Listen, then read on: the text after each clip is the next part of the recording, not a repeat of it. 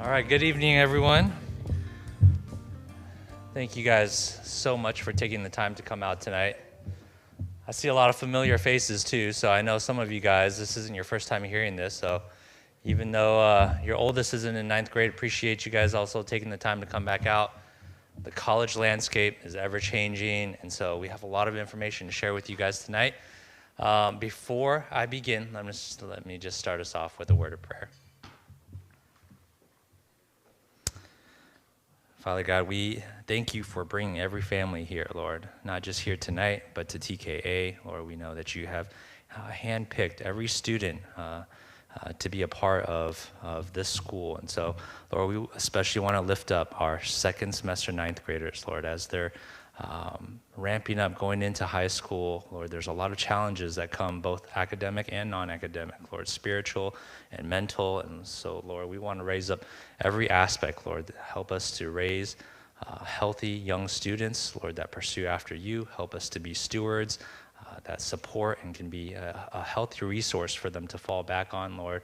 And most importantly, Lord, teach these students to be able to lean on you when the going gets tough, Lord, to trust in your leading and to follow in your footsteps.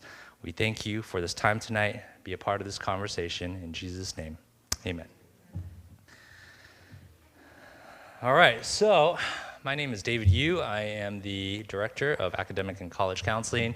This is my 6th year here at TKA, and this is our team here. We have 3 full-time counselors, Ji-Sun Kim, Lisa Park, Cherie Schaefernath, and then we also have a new 8th grade academic counselor. So we're starting to kind of extend our services to help prepare students to transition into high school a little bit earlier. You guys missed it last year, but this year we got it for them. Okay. Now, before I go into the whole talk about high school planning, college planning, we always want to start out with our mission here. So our mission is to equip our students to discover and use their God-given talents to pursue their life's calling and education with confidence and maturity.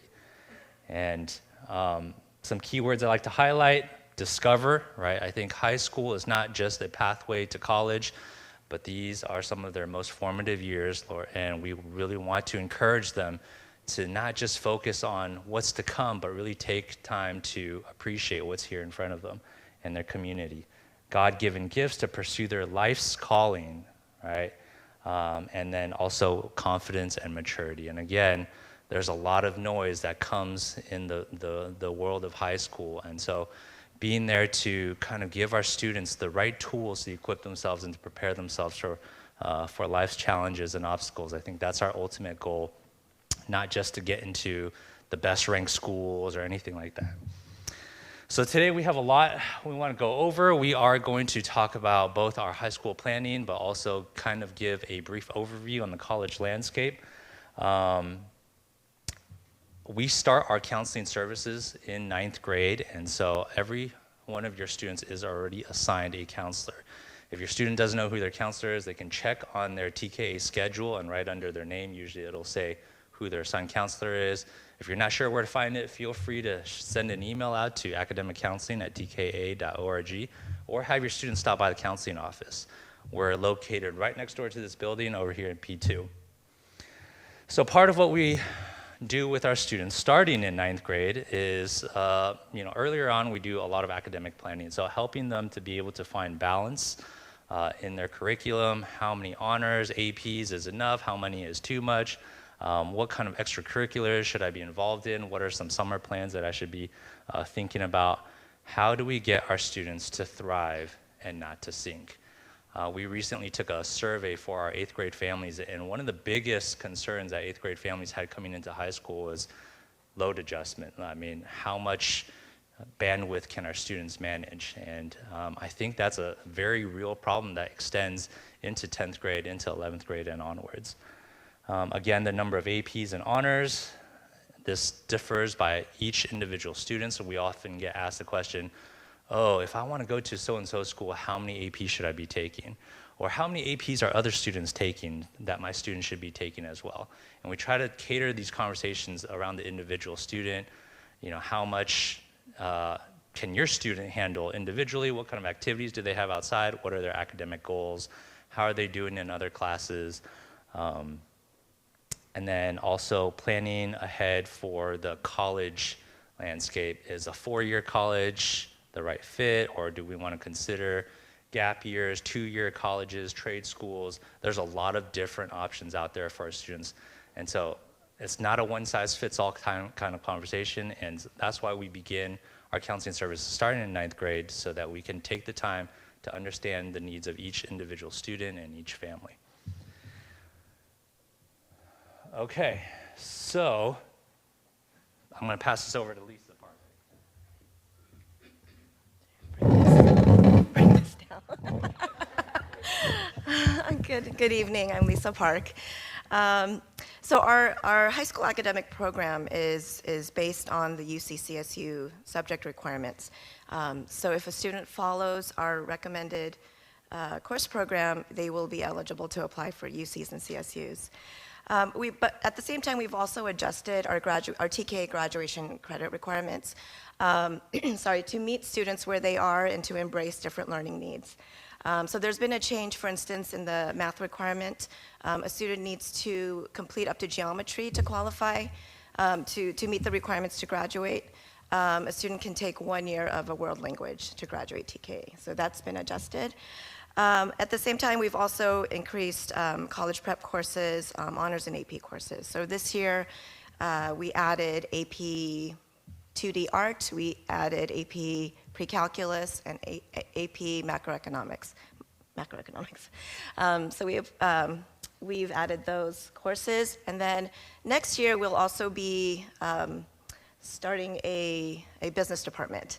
So we have one course that will be offered next year in the business department, and we plan to increase that as we move forward. Okay, so this is the ideal 4-year academic framework. A student will be required to take 4 years of English, 3 years of social studies. What's recommended is 4 years of math. So to graduate, you need geometry, up to geometry. And the UCs and CSUs require up to Algebra 2, but what's recommended is 4 years of math. Okay, and then for sciences, TK requires 3 years, but for UCs and CSUs, 2 years of science will be required. And then for a world language, 4 years of the same world language is required, and or not required, but recommended. And so for a student to hit level 4 or to hit the AP level would be nice. UCs and CSUs require 2 years. 3 years are recommended. And then 1 year of visual and performing arts. We will strongly recommend that a student take a year-long course in VPA so that they will be eligible to apply for UCs and CSUs. Okay. All right, for physical education, 20 credits are required. So in the 9th grade, students will be required to take PE each semester. And then they need 2 more semesters of PE before they graduate. And that can be after-school sports by joining a JV or varsity athletic team. It can also be color guard, winter guard, and Knights Brigade. So all of those things count as PE, but in the 9th grade, they'll be required to take PE as a part of their daily schedule. Okay? All right. For world language, we offer Spanish, French, Mandarin, and American Sign Language, ASL.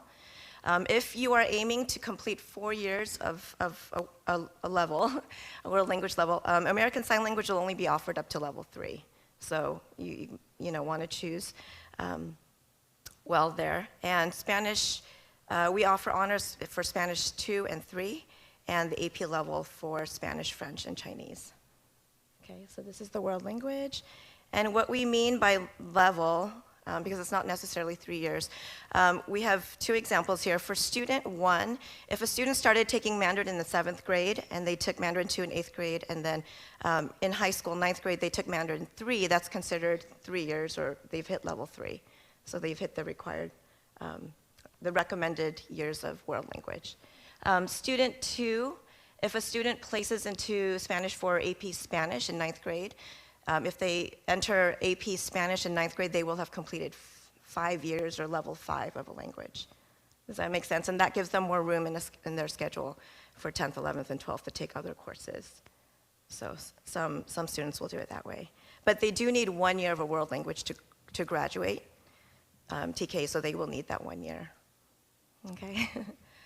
All right, so visual and performing arts, students are required to have 10 credits. If they would like to apply to UCs and CSUs, they need a year-long VPA. And so up here, we have a list of courses that qualify, and the courses with an asterisk next to it are the ones that are year-long VPAs. Okay, and then you can find these in the catalog.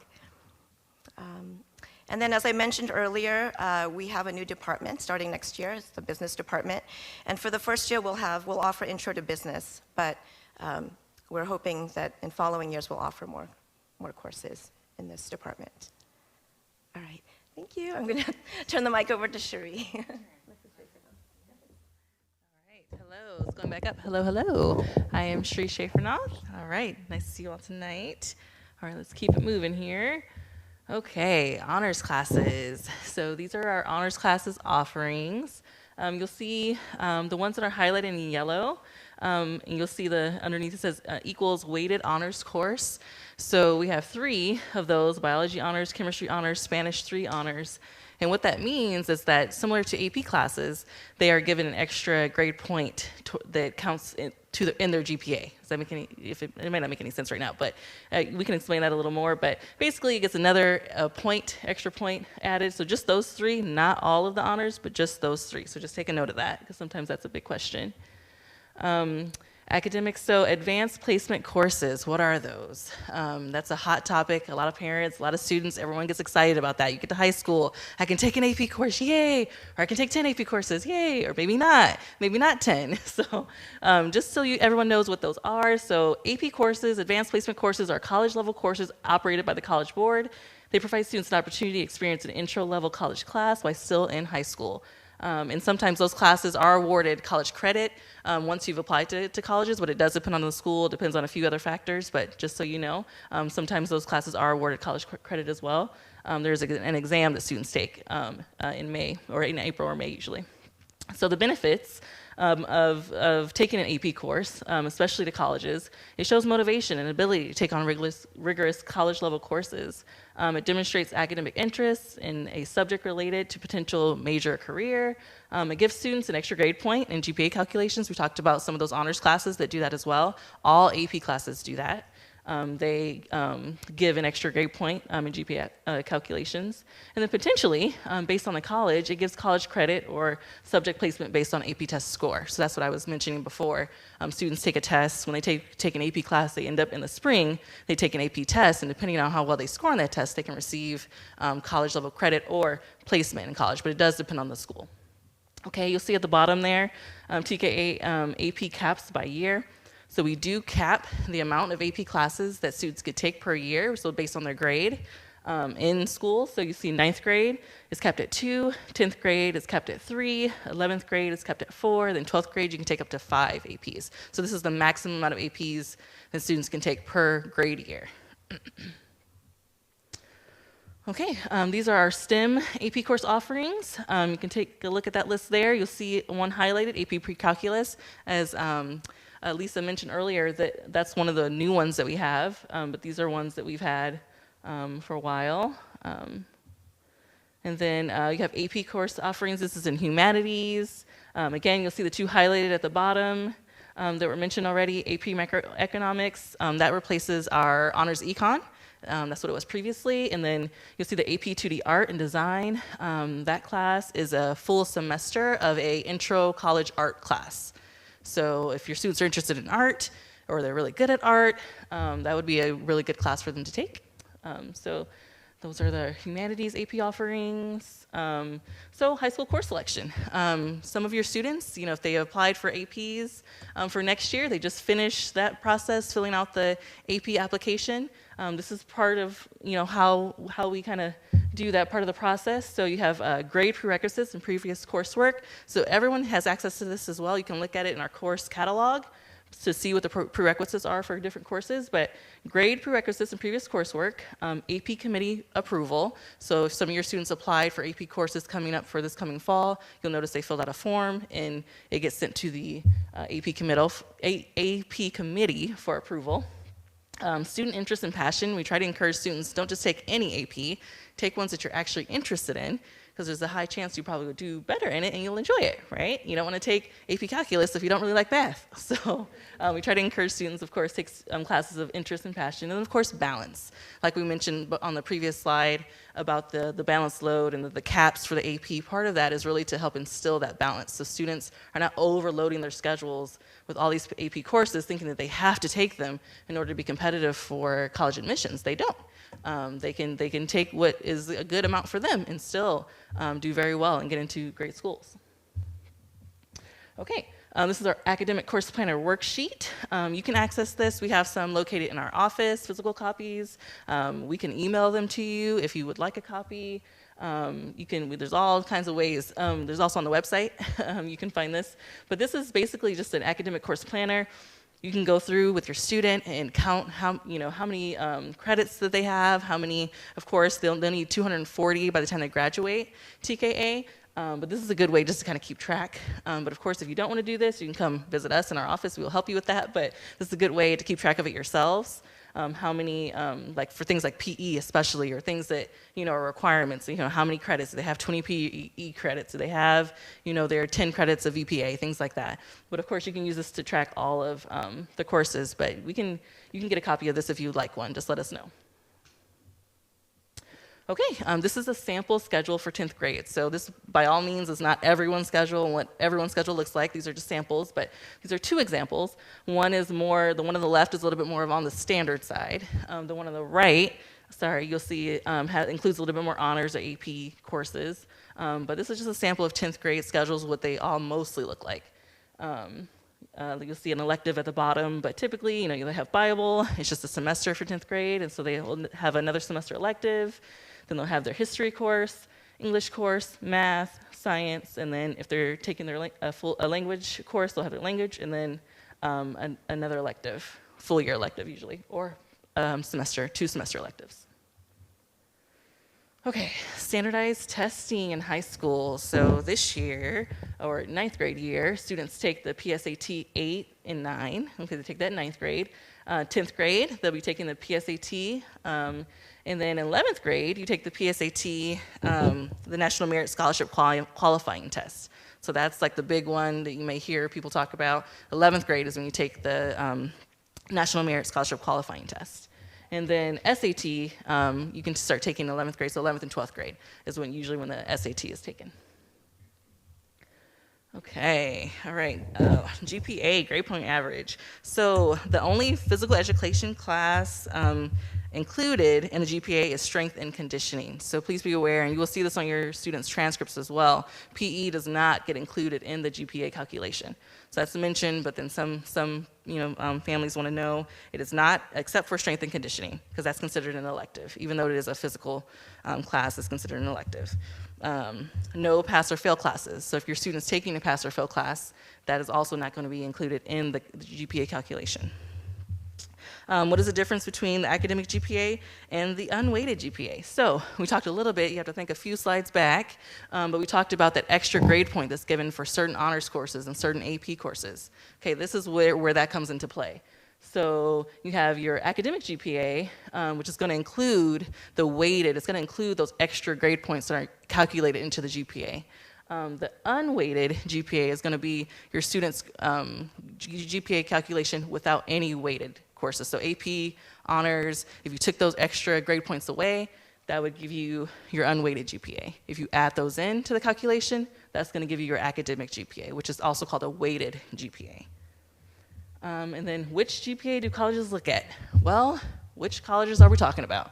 Because honestly, they recalculate a lot of students' GPAs based upon their preferences, what they're looking for anyway. So again, when your students are like, oh my gosh, my GPA, don't worry, most of the schools are going to recalculate it anyway. So just keep that in mind.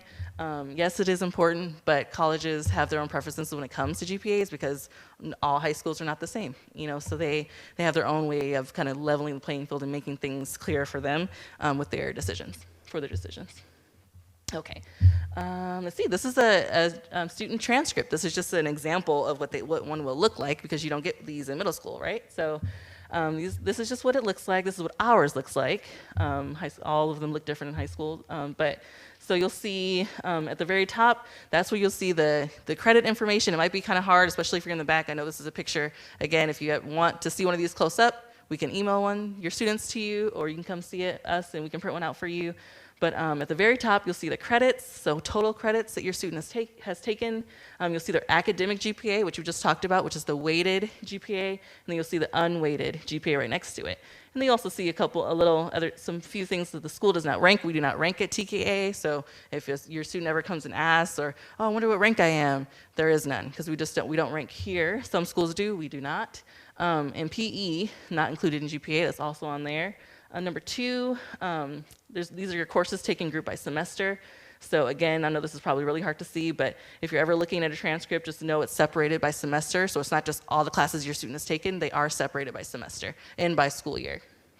And then you'll see number 3, you'll see an area. So if you were to look at your student's transcript right now, you would see semester 1, all their courses, the completed grades, and then you would see courses that are planned. So that just means the courses that they are currently taking that they haven't gotten grades for yet. Okay, so that's what that section means. And then number 4, that's an enrichment courses section. So if your student takes any outside courses, like at a community college or something like that, that is where those courses would go. And we do not place those courses there. That is something that's done through the registrar. So you get a separate transcript for taking those courses. If you want those placed on your TKA transcript, that's something that you would send to the registrar to get added on. They don't just automatically get added on. Okay, college admissions overview, Mr. Yu. I see some people taking pictures of slides. I should have started out with this. This presentation is being recorded, and then these slides will also be sent out with the recording. Okay, so you'll be able to see everything, including the teeny tiny font on the transcripts that we just presented there. So I'm going to give a little bit of an overview on colleges. Now, one of the most, they say the most popular answer in college admissions questions is always, it depends, right? It really depends. There's so many different kinds of schools. They all do things a little bit differently. So this is, a lot of what I'm saying is more of a blanket statement, but sometimes specific schools might operate a little differently, and we can get into those conversations as we get into 11th and 12th grade. But this is a very good graphic that we like to show our students in our one-on-one meetings. So it surveyed a couple hundred schools across the nation and asked them, what are the most important things that you take into consideration when looking at a student application? And the schools responded, and I'm just going to briefly summarize here. The top 2 have to do with high school grades, right? How does a school know whether or not you will be successful at their school, or how did you do at a previous education institution? So GPA is always number 1. And when I say this, I always give it a little asterisk to the student. GPA being number 1 doesn't mean that you have to have all straight A's. Okay, what colleges are looking for is consistency. They want to see a positive trajectory, right? So let's say you started out high school a little bit bumpy with the transition, got a couple of B's or a C. Not to get discouraged, we continue to forge onwards, and as the student progresses and shows that growth and that maturity in their academics, ultimately that's what the pattern that colleges are looking for.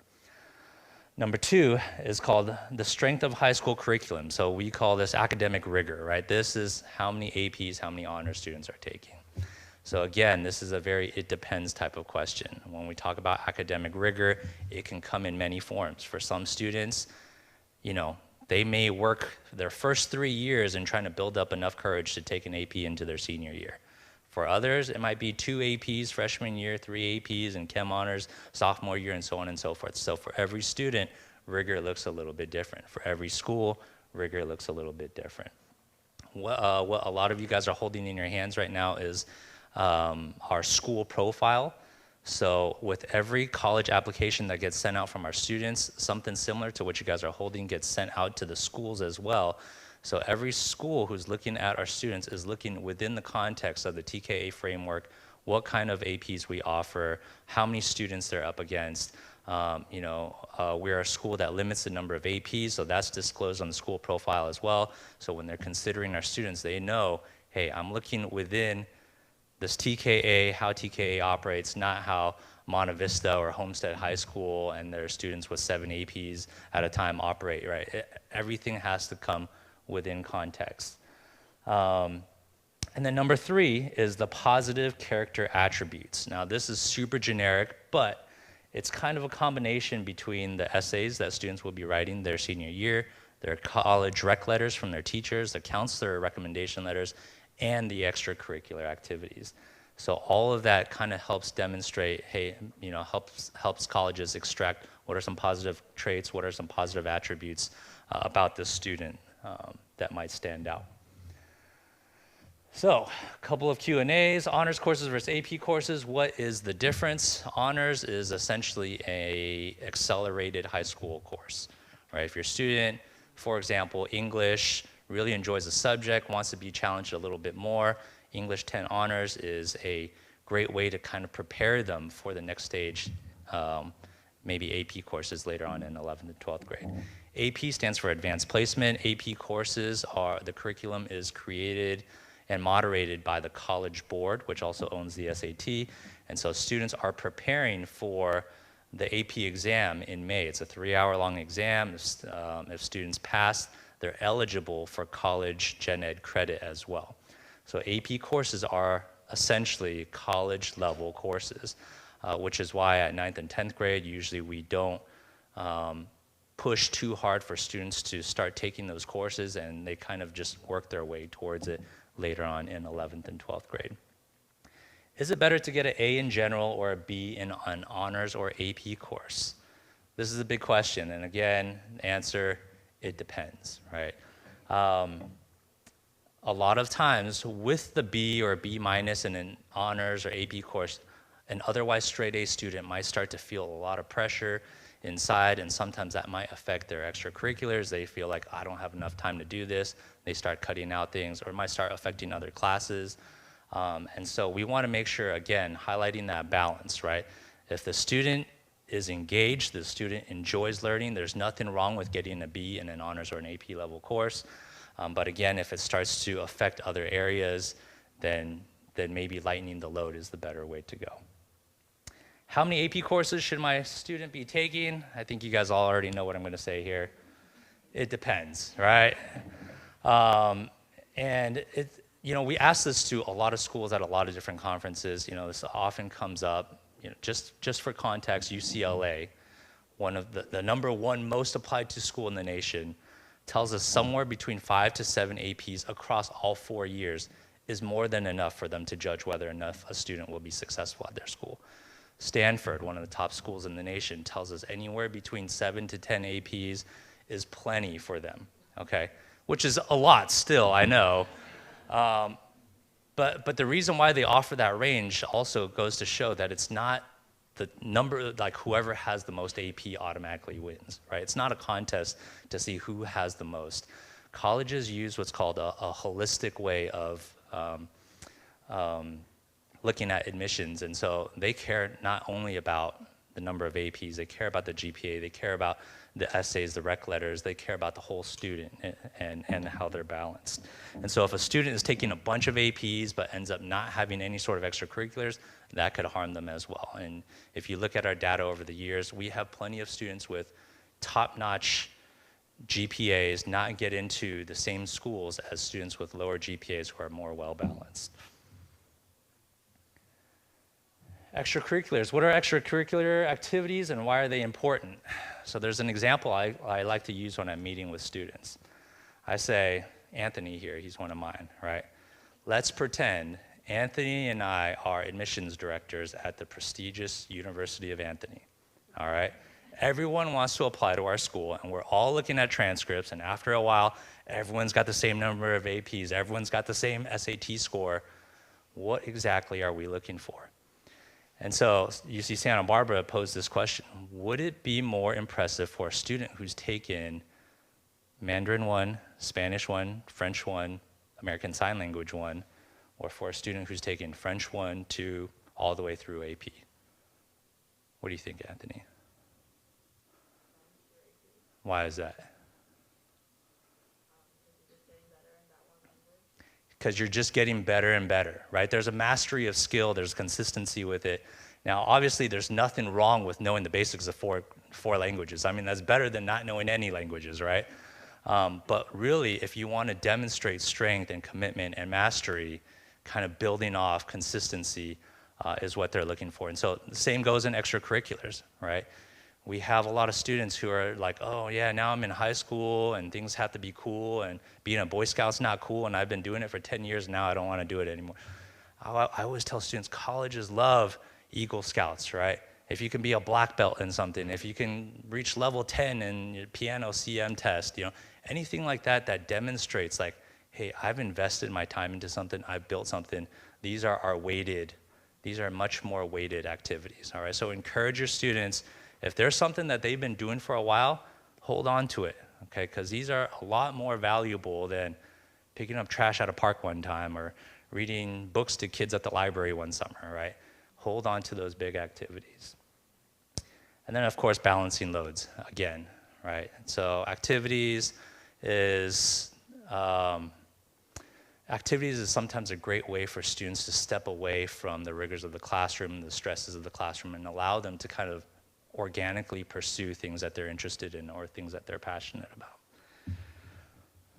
Now, when we're talking about colleges, I know a lot of times everyone in here, we're probably thinking of like the same 30 or 40 type schools, right? In reality, there's about over 4,000 different universities in the US. Now, this landscape is constantly changing. I did a little research before coming in here. So the class of 2021 at USC had 56,000 applicants and about a 16% acceptance rate. USC sent us an email earlier this week. They had 80,000 applicants this year and have about a 6% EA acceptance rate. So you'll see, I mean, just in a few short years, things can change so much. Another one was CSU Long Beach, Cal State Long Beach. I know sometimes there's a stigma, oh yeah, UCs are better than CSUs. Cal State Long Beach this year had 120,000 applicants and made it one of the top 10 most applied to schools in the nation. So the landscape of colleges is constantly changing. UCLA, 2 years ago during a conference told us that, UCLA has always been the #1 most applied to school. 100,000, 110,000 was pretty much where they teetered. Now it's not a big deal anymore. Post-pandemic, they said they went up to 125,000 applicants, and even that, they described it as backbreaking. Like they were not able to accommodate the influx of students. So there's a lot more students applying to a lot more schools out there. So the schools that we're all thinking about right now are a lot more selective. And so the purpose of this graphic here is to show you that our students don't have to just apply to those top 30 or the top 50 schools that everyone knows about. There's about 48% of the universities out there are public 4 years, and you'll see 21% are 2-year colleges, and that is actually a very feasible option that we like to present to our students as well, especially for our California residents. Most of our students may be eligible for free tuition at a 2-year college as they transition into a 4-year on their 3rd or 4th year. This is a graphic of just the last 2 years of TKA students specifically and where they've matriculated to. So this isn't a list of all their acceptances. This is where our students are actually attending, and you'll see they are all over the US. There's tons of different schools. UCs usually are our most popular choice. We have Christian schools. Baylor out in Texas is a huge one. We have a lot of students going out there. And then East Coast, we have students applying to Ivies, art schools, different kinds of liberal arts schools, state schools for all kinds of different majors as well. And so we will start to go into the nitty-gritty of the whole college world and all that later on in junior year. I don't want to stress you guys out too much right now. But I will use this as an opportunity to also plug in our department and some of the services that we offer for your students over the next few years. So we support our students through their college application activities, and that includes individual planning. So students are welcome to come meet with their counselors now, starting in 9th grade. In 10th grade, we will start to have our one-on-one meetings, but in 11th and 12th grade, this is when we start to create our college list, start to do a deep dive into, hey, what kind of schools would be the right fit for our student, right? Would our student do well at a huge research facility with a ton of different options, but maybe 200 people in a lecture hall and a Scantron final, or maybe a much smaller school where they have more hands-on opportunities, where they have opportunities to interact with the professor, maybe a group project as their final instead of a test, right? And all these things we kind of take into consideration, costs, geography, and then working with them on their college essays, giving them feedback. And then also our school is happy to welcome 75 to 100 different reps each season, each fall, to visit TKA. And these are actual admissions officers that are reading the applications of our students. And so these visits are open to all 9 through 12 students. We welcome them to come in, ask their questions, hear the elevator pitch. Colleges are happy to have them there, often offer free swag. This breaks down a little bit more specifically. So starting in 9th grade, Cherie mentioned earlier the course selection part of it. We just closed AP applications. This is your first time hearing about it. Maybe go home, check with your student. But we had AP applications last week. Our students have to apply, and the AP committee that she talked about earlier consists of the counselors, the high school principal, oftentimes teachers, department leads, and we all kind of collectively look at the profile of the student and their extracurriculars, and we kind of determine, hey, have they met the prerequisites? How do we feel about the load balance? Do we need to have further conversations? So that's what the committee is, helping students try to start planning for the next year's courses. And then the schedule opens, the course portal opens up February 8th. So again, want to encourage you guys, tell your students to stop by, talk to their counselor. We can do a quick map of, hey, what are your classes looking like for 10th grade? What do you think about our workload? What do you think about this and that? We'd be happy to go over it with your student. I mentioned this earlier, in 10th grade, we begin to have our one-on-one meetings with academic counselors. So the one-on-one meetings is we start to go over the transcripts. Hey, what are colleges looking for? Hey, we'll break down the transcript. What are some extracurriculars that we should start planning, some short-term academic goals that we can take a look at.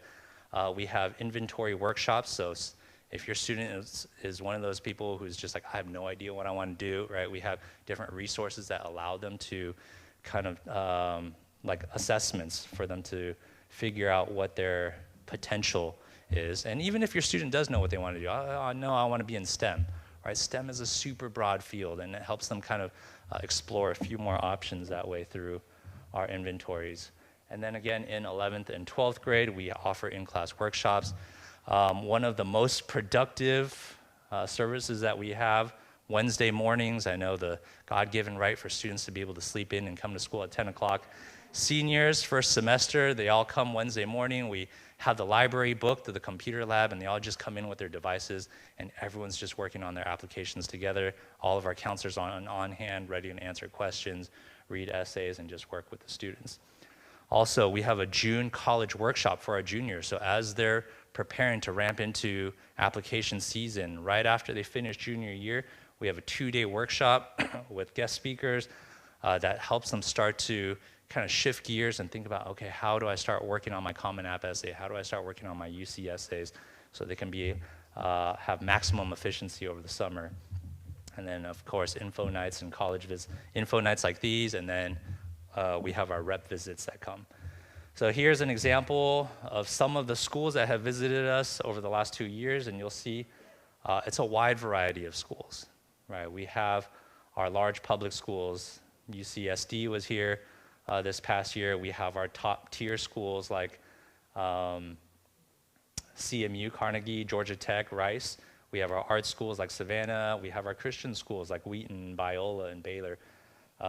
East Coast schools coming from all over. And again, these are great opportunities for students to be able to hear from the colleges directly and also be able to ask their questions. Okay? All right, to wrap it up, I am going to pass the mic back over to Cherie. Okay, you guys hanging in there? We're almost done. Going back to academics here, a note about achievement pressure. Okay, we're all aware of the pressure that many of our teens, many of our high school students are facing when it comes to especially college admissions. We've talked about, David mentioned some of the numbers, some of the numbers of applications that some of these schools are getting, some of the, how it becomes, for teens, they freak out. They think, oh my goodness, if I don't get into these schools, if I don't get into my top school, if I don't get to UCLA, if I don't get into USC, if I don't get into Stanford, my life is over. We really try to really, really bring them back down. Let's come back down to earth. Let's come back down and let's, work on this together. Their life, not only is it not over, but there's so many options. Their futures are so bright. We really, really focus on, taking care of the whole student, right? We approve AP courses based on individual strengths and circumstances. We don't want students just taking, I got to take all these APs so I can compete with such and such student that they don't even know, going to be applying to the same school they want to go to. That's not important. What's important is themselves. What's important is enriching themselves. So when they go to that next level, they can be successful, right? Not just, let me just burn myself into the ground in high school and then get to college and do what? What are you going to do when you get to college and actually take college courses? You want to go there invigorated, excited, not burnt out from high school, right? So we really encourage students to really, we try to bring down the pressure, bring down the load a little bit, because repercussions of an overloaded academic schedule can include a lower GPA. They may not do as well as they want to do because they're burnt out, from the different things they're doing. A lack of depth and focus, reduced sleep. This is a big one. We have some students who, maybe they're not sleeping as well. Maybe they're not sleeping at all, which is terrible, right? We need to sleep. Just biologically, we have to sleep in order to survive. So we try to encourage them, hey, you don't want these things to start happening. Limited time for extracurriculars, friends, family. We strive to mitigate the chances of burnout or harmful mental and physical health, which has become a big thing, especially after the pandemic.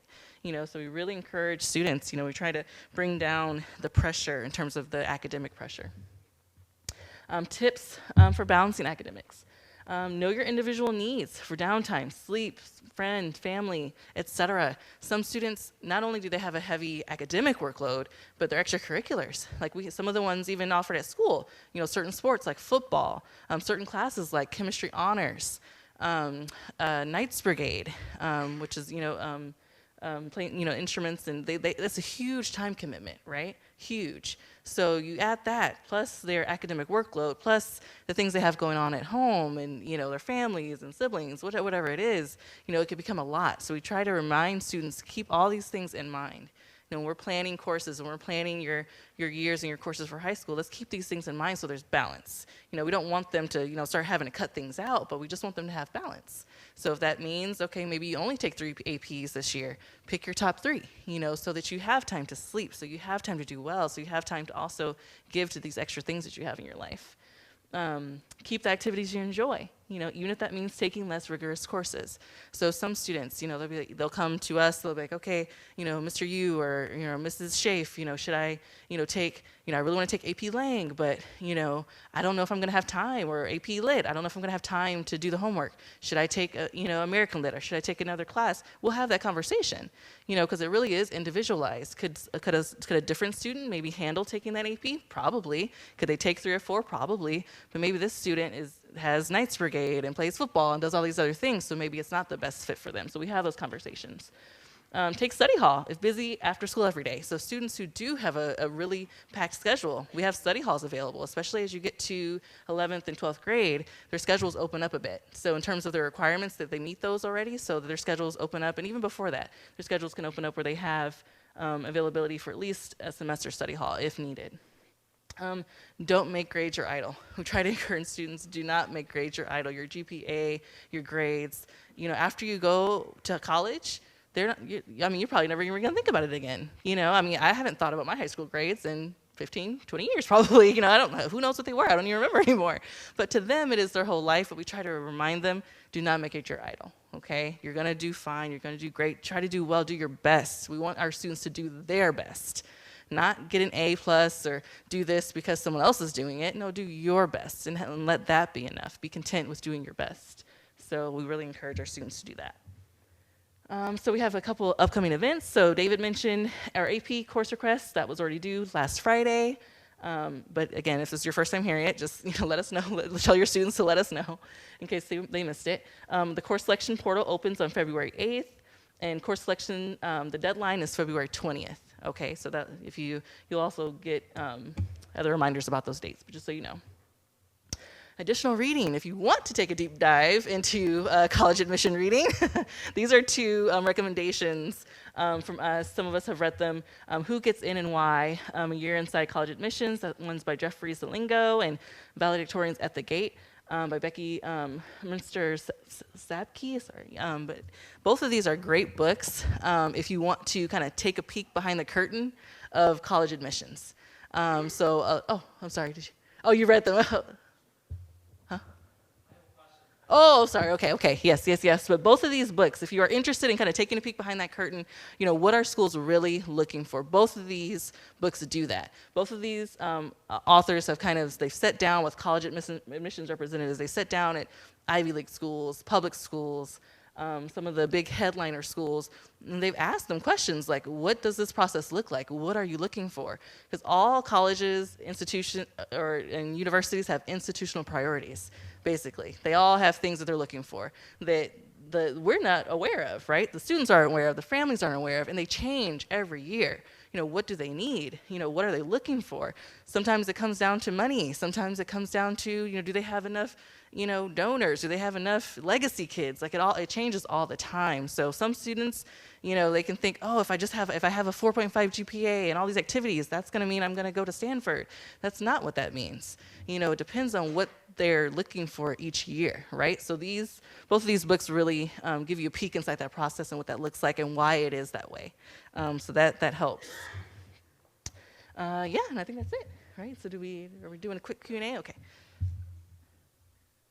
All right, so we'll do 5 minutes of a quick Q&A. We ask that all the questions kind of remain broad and not specific, and then afterwards, our counselors will stay behind, and if you have any more individualized questions, you're welcome to come up and ask us or set an appointment. Also, I forgot to mention the school profiles. If you did not get one, this is public information. You can just type into Google TKA school profile, and you'll be able to pull up a copy of what everyone's holding over here. Okay? Yes, sir.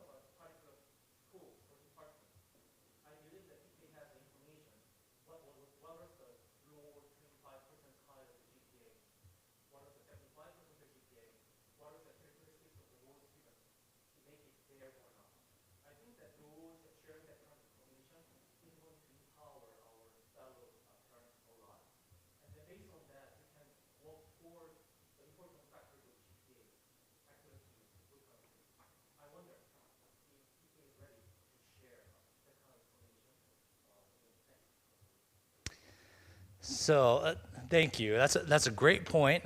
I'd like to kind of also share the values of TKA, right? There's a reason why we don't rank at our school. We believe that every student here is beautifully, wonderfully made, right? And so if I were to come up here today and say 50% of our students have a 4.0 or above, then all of a sudden any parent who's sitting here whose son has a 3.75, which is otherwise a great GPA, all of a sudden feels like, wow, my kid is on the worst half of the school, right? And so we don't want to kind of create that kind of comparison. Now, if your student is a super high flyer, when we're sitting down and we're having those individual meetings, we would tell them, hey, you've got one of the most rigorous schedules here available this year. You're doing an excellent job.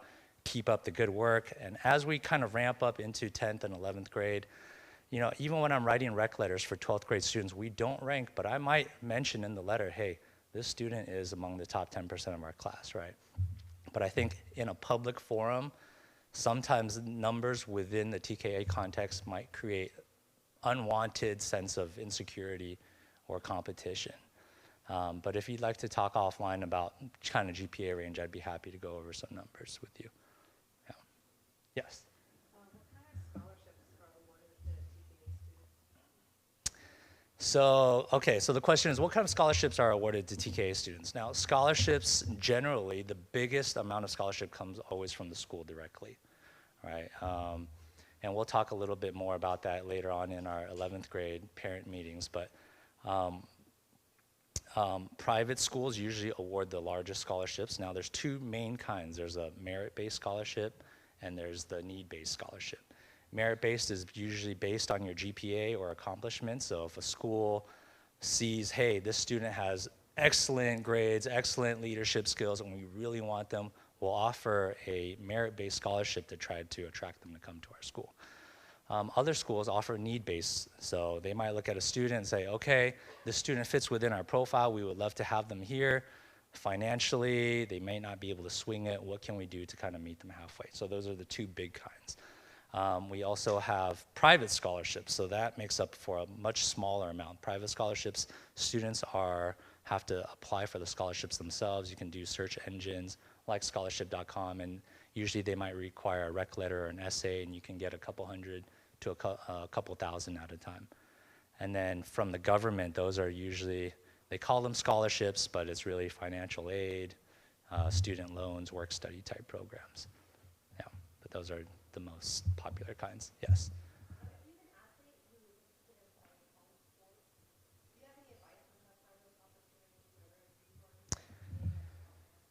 Yeah, so for student athletes who are interested in being recruited, the biggest piece of advice really is to go to the NCAA website and register yourself into the index. Once you put your name in there, you can get contacted by coaches to show up for different kinds of camps. And usually that's the best way to kind of get your name out there. TKA, we don't usually do too much in terms of,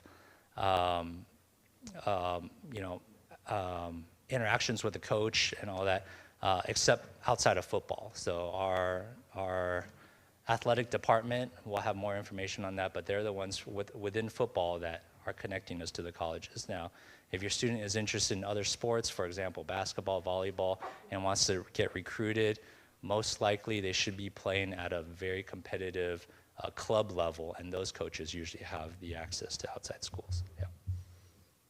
Yes.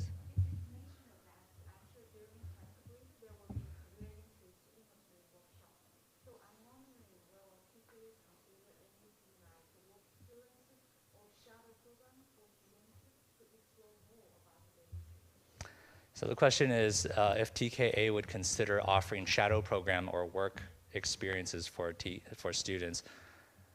I think that's a great idea. We're a smaller school, so obviously I think if we had the resources to put something together like that, yeah.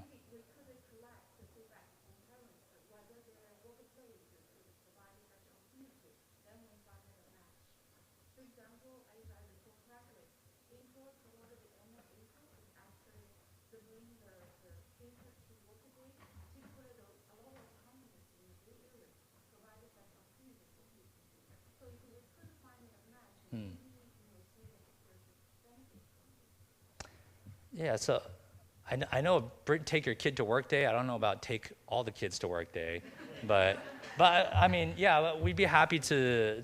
We're always open to exploring new options for our students, right? Whether it's something even smaller in-house, like a career fair. I think that's something that we've been talking about for a while, and getting parents involved in that would be a much more, doable idea. But thank you for the suggestion. Yeah. Yes.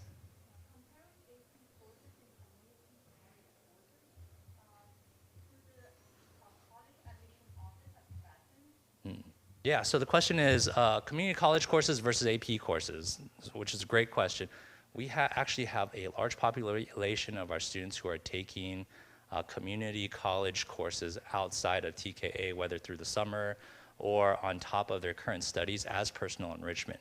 These community college courses don't count towards GPA or towards their graduation credit, but can be included on their high school transcript for when they apply to colleges to show added interest. Now, in terms of rigor, so let's say a physics course, physics 1 course, or a chemistry course, course in a community college versus the AP version. Colleges generally lean towards the AP. The AP is served as like a national benchmark, right? So schools are familiar with the rigor of how that course works.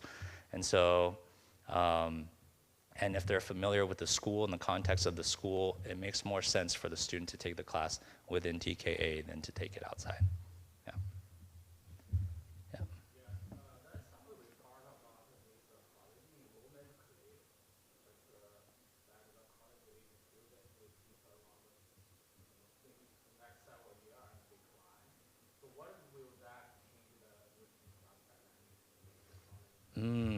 So you said the peak of children, right? Okay, so there's going to be less kids in general. Your guess is as good as mine, honestly.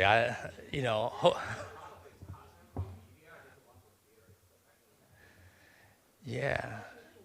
So basically the birth rate of children in the US has declined, right? And so as we're kind of reaching that peak, applications for schools, of course, will start to go down. I mean, best case scenario, schools are easier to get into, right? Yeah, I don't know. Your guess is as good as mine, though. Yeah, yeah, yeah. I think we're all going to experience it together. So, yeah. Okay, so yeah, we're going to stick around for the next few minutes. Thank you guys so much for coming out tonight. If you guys have any questions, you guys are welcome to come up and talk to us or set an appointment with us. You can always send an email out to academiccounseling@tka.org if you're not sure who your assigned counselor is. Other than that, have a good evening. Thank you guys. Yeah.